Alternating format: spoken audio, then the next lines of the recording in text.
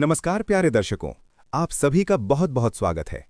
आज हम फिर से हाजिर हैं आपके लिए एक बेहद खास और बिल्कुल ताज़ा जानकारी लेकर। दोस्तों, अगर आप पेंशन पर निर्भर हैं या फिर आपके परिवार में कोई पेंशन धारक है, तो आज की ये खबर सिर्फ आपके लिए ही है, क्योंकि सरकारी विभागों से लेकर कर्मचारी भविष्य निधि संगठन यानी ईपीएफओ तक हर जगह ऐसे फैसले लिए गए हैं जो सीधा असर आपकी जेब पर डालेंगे। ये कोई मामूली अपडेट नहीं है, बल्कि एक ऐतिहासिक बदलाव है जिसका इंतजार दशकों से किया जा रहा था। चाहे बात निजी क्षेत्र के उन कर्मचारियों की हो जो ईपीएस 95 योजना के तहत पेंशन पाते हैं, या फिर केंद्रीय कर्मचारी, रिजर्व बैंक के पूर्व कर्मचारी, या फिर बीमा कंपनियों और नाबार्ड जैसे संस्थानों के पेंशन भोगी, सभी के लिए खुशखबरी है। आज के इस विस्तृत विश्लेषण में हम आपको बताएंगे कि आखिर ये नई मासिक पेंशन राशि क्या है, ये वृद्धि कब से लागू होगी, और सबसे महत्वपूर्ण बात ये, इसके पीछे सरकार की क्या मंशा है। हम बात करेंगे उन नए नियमों की जिन्हें सरकार ने अभी-अभी मंजूरी दी है, जिसमें न्यूनतम पेंशन को लेकर बड़ा ऐलान किया गया है। तो अगर आप चाहते हैं कि आपको पेंशन से जुड़ी हर छोटी-बड़ी जानकारी सबसे पहले मिले, सबसे सटीक रूप में मिले, तो इस वीडियो को अंत तक देखना ना भूलें। साथ ही अगर आपने हमारे चैनल को सब्सक्राइब नहीं किया है, तो अभी सब्सक्राइब कर लीजिए और वीडियो को लाइक करके उन सभी मित्रों और रिश्तेदारों के साथ साझा कीजिए जिनके लिए ये जानकारी किसी वरदान से कम नहीं है। चलिए, सबसे पहले शुरू करते हैं उस सबसे बड़ी खबर से जिसका निजी क्षेत्र के लाखों सेवानिवृत्त कर्मचारी बेसब्री से इंतजार कर रहे थे। ईपीएस 95 पेंशन योजना में ऐतिहासिक संशोधन, 7,000 रुपए का सपना हुआ साकार।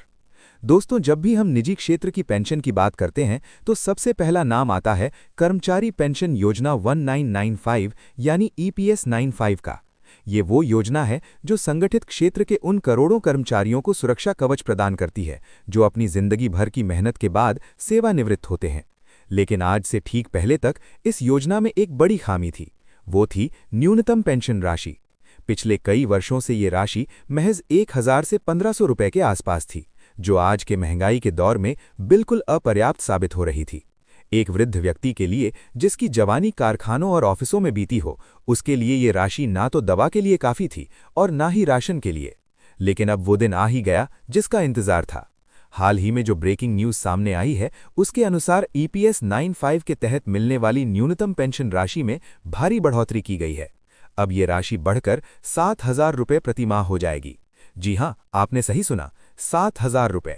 ये वृद्धि कोई साधारण नहीं है, ये उन लाखों परिवारों की जिंदगी बदल देने वाली है जो आज तक इस मामूली राशि पर गुजर बसर करने को मजबूर थे।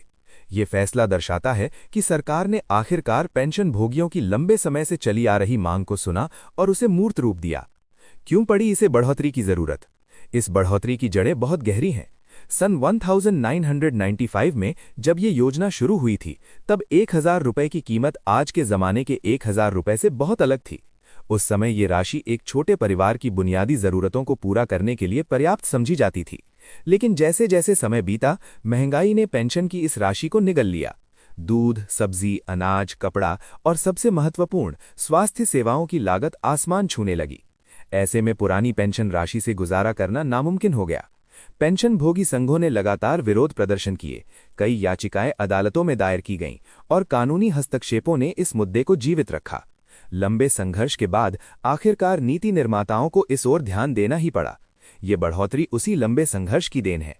ये 7,000 रुपए की पेंशन का वास्तविक अर्थ।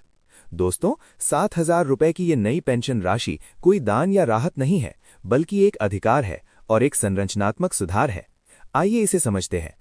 अगर कोई पेंशन भोगी किसी छोटे शहर या अर्ध शहरी क्षेत्र में रहता है, तो पहले मिलने वाले 1,500 रुपए और अब मिलने वाले 7,000 रुपए के बीच का ये अंतर उसके जीवन में जबरदस्त बदलाव ला सकता है। अब वे बिना किसी के सामने हाथ फैलाए अपनी दवाइयां खरीद सकता है, अपना राशन ला सकता है और थोड़ा बहुत बचाकर अपने पोते पोतियों को खुश भी कर सकता है। ये बदलाव उसके जीवन में आत्मसम्मान और स्थिरता ले। वित्तीय पहलुओं के अलावा ये फैसला देश के सामाजिक सुरक्षा ढांचे में लोगों का विश्वास भी बहाल करता है। ये संदेश जाता है कि बुढ़ापे में भी देश अपने नागरिकों का साथ नहीं छोड़ता। किन लोगों को होगा सबसे अधिक लाभ? ये बढ़ोतरी मुख्य रूप से उन कमजोर वर्गों के लिए वरदान साबित होगी जिनकी गणना की गई पेंशन वर्तमान में 7,000 रुपये से कम है। इसमें वे सभी लोग शामिल हैं जिन्होंने कम वेतन पर लंबे समय तक काम किया और जिनका पेंशन योगदान भी कम रहा। साथ ही इसका लाभ केवल मूल पेंशन भोगियों तक ही सीमित नहीं है, बल्कि उनके परिवारों को भी मिलेगा। विधवा पेंशन और आश्रितों को मिलने वाली पारिवारिक पेंशन में भी इस बढ़ोतरी का असर दिखेगा। जो विधवाएं अपने पति की मृत्यु के बाद आधी पेंशन पर निर्भर थीं, उन्हें भी अब बड़ी राहत मिलेगी। वहीं जिन लोगों की पेंशन पहले से ही 7,000 से अधिक है, उन पर इस फैसले का कोई असर नहीं पड़ेगा। इससे साफ है कि सरकार का लक्ष्य सबसे कमजोर तबके को लक्षित सहायता प्रदान करना है। प्रक्रिया और कार्यान्वयन, क्या करना होगा आपको? अब सबसे बड़ा सवाल यह है कि ये बढ़ोतरी आपके खाते में कैसे और कब पहुंचेगी। ईपीएफओ ने इस विशाल कार्य को अंजाम देने की जिम्मेदारी ली है। अधिकारियों के अनुसार पेंशन भोगियों को इसके लिए अलग से कोई नया आवेदन नहीं देना होगा। ये प्रक्रिया स्वचालित रूप से की जाएगी। लेकिन यहाँ एक चुनौती है, क्योंकि लाखों खातों का डेटा बहुत पुराना है और उसमें कई विसंगतियां हो सकती हैं। इसलिए पुनः गणना के कार्य में थोड़ा समय लग सकता है। सेवा अभिलेखों में नाम, जन्मतिथि या सेवा अवधि से जुड़ी गलतियां होने पर कार्यान्वयन में देरी होना स्वाभाविक है। ऐसे में पेंशन भोगियों को सलाह दी जाती है कि वे अपने दस्तावेज अपडेट रखें और अगर कोई समस्या आती है तो नज़दीकी ईपीएफओ कार्यालय से संपर्क करें। बकाया राशि को लेकर उम्मीदें और स्पष्टता। एक और महत्वपूर्ण पहलू जिस पर सभी की नज़र है, वो है बकाया राशि का भुगतान। आमतौर पर जब भी सरकार पेंशन में संशोधन करती है तो उसे पिछली तारीख से लागू किया जाता है। हालांकि अभी तक आधिकारिक तौर पर यह स्पष्ट नहीं किया गया है कि ये बढ़ोतरी किस तारीख से प्रभावी होगी, लेकिन उम्मीद की जा रही है कि इसे वर्ष 2026 से लागू किया जा सकता है और साथ ही पिछले कुछ महीनों या वर्षों का बकाया भी एक मुश्त राशि के रूप में दिया जा सकता है। अगर ऐसा होता है तो पेंशन भोगियों को एक बड़ी रकम मिल सकती है, जो उनके जीवन को और आसान बना देगी। इस पर जल्द ही सरकार से स्पष्ट दिशा निर्देश आने की उम्मीद है। सरकारी और निजी क्षेत्र के बीच की खाई हुई कमियां। संशोधन एक और मायने में महत्वपूर्ण है। इसने निजी क्षेत्र के ईपीएस 95 पेंशन भोगियों और केंद्र सरकार के पेंशन भोगियों के बीच की लंबी खाई को कुछ हद तक कम किया है। हालांकि असमानता अभी भी पूरी तरह समाप्त नहीं हुई है, लेकिन ये एक सकारात्मक शुरुआत है। अर्थशास्त्रियों का मानना है कि पेंशन को समय समय पर महंगाई दर से जोड़ना बेहद जरूरी है, ताकि भविष्य में ऐसी स्थिति ना बने कि फिर से पेंशन राशि अपर्याप्त हो जाए। 7,000 रुपये का ये नया बेंचमार्क भविष्य के सुधारों के लिए एक आधार जरूर बनेगा। अब बात करते हैं दूसरी बड़ी खबर की, न्यूनतम 7,000 पेंशन और नए सरकारी नियम। दोस्तों, जहां एक तरफ ईपीएस 95 के तहत 7,000 रुपये पेंशन की खबर है, वहीं दूसरी तरफ सरकार ने एक और बड़ा ऐलान किया है। इस बार मामला थोड़ा अलग है। कुछ रिपोर्ट्स और अपडेट्स की माने तो केंद्र सरकार ने अलग अलग क्षेत्रों के पेंशन भोगियों के लिए जो नए नियम जारी किए हैं, उनमें न्यूनतम पेंशन को लेकर भी बात की गई है, जिसमें 7,500 रुपये का आंकड़ा सामने आ रहा है। हालांकि ये ईपीएस 95 के 7,000 से थोड़ा अलग और विशिष्ट समूहों पर केंद्रित हो सकता है, लेकिन इससे ये साफ होता है कि सरकार हर स्तर पर पेंशन राशि को बढ़ाने पर गंभीरता से विचार कर रही है। आरबीआई कर्मचारियों के लिए बड़ी खुशखबरी, 10% की बढ़ोतरी।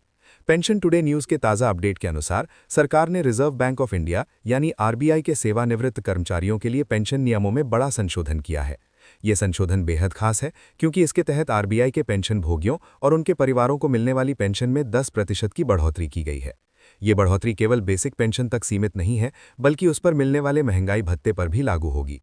इसका मतलब ये हुआ कि अब पेंशन भोगियों को हर महीने 10% अधिक राशि मिलेगी, जो कि एक बहुत बड़ी राहत है। इस फैसले का लाभ करीब 37,000 से अधिक पेंशन भोगियों और उनके परिवारों को मिलने की उम्मीद है। सरकार ने इस बढ़ोतरी के कारण होने वाले अतिरिक्त वित्तीय बोझ को वहन करने के लिए लगभग 2,900 करोड़ 2,696.25 करोड़ के अतिरिक्त भुगतान को भी मंजूरी दे दी है। ये राशि सरकार की प्रतिबद्धता को दर्शाती है कि वह अपने पूर्व कर्मचारियों के प्रति अपने दायित्वों को निभाने के लिए